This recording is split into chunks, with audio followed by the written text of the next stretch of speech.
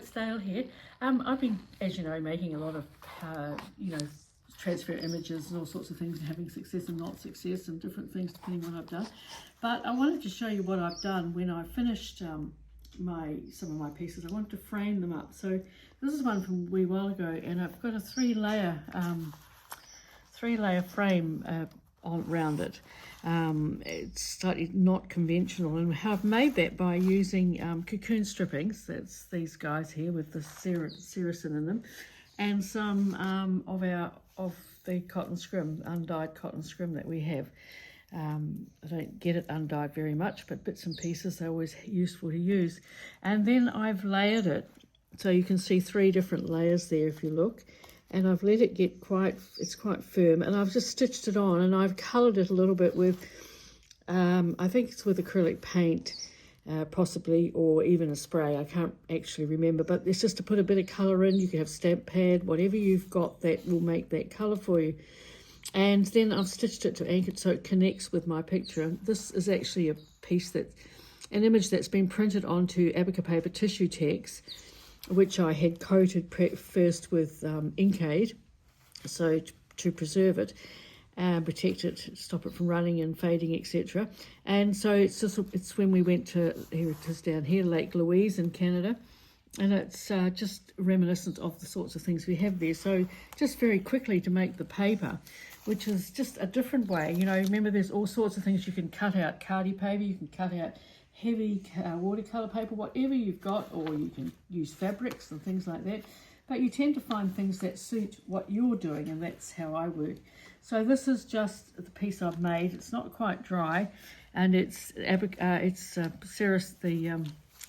cocoon strippings, you know, the waste from the cocoons, all the stuff that comes out, and I've made it fairly thick, so I'll just do a tiny one to show you.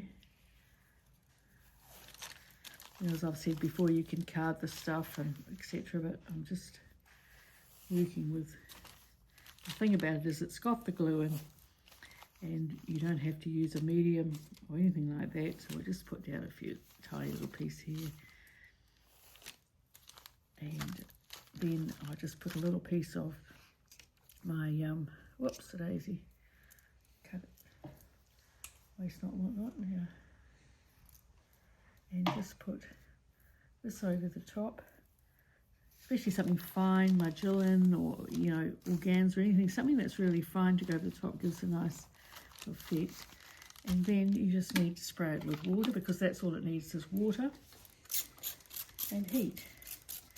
As I've said before, you can colour it at this point, but I don't like doing that, that's just me. And cover it up with glad bake, both sides, baking parchment.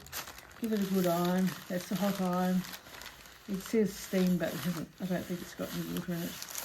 And then, oh, maybe it has. And then turn it over to the other side. And then you have to let it cure, which is why I did the other piece first. So, and then lift her up. And then there's your little piece. And when it's dry, you can use it. You can see it's still very soft. And this is the other one that's much firmer already. And once that dries, it's suitable to colour, cut, shape. And I've just free cut these. They're not, it's not a pattern or anything like that, but that's entirely up to you, just as long as I got the shape to cut out and to add in to stitch into. Now, I've seen other people doing assorted things with wires and all sorts of things to frame. And I had a whole lot of, I must have cut too much off. This is the GIMP, of course.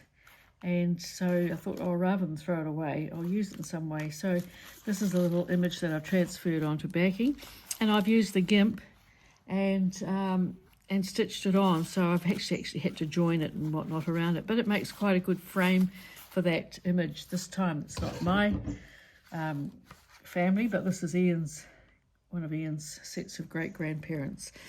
And so I thought that one went quite well, and I've image transferred that onto one of my multi-background pages.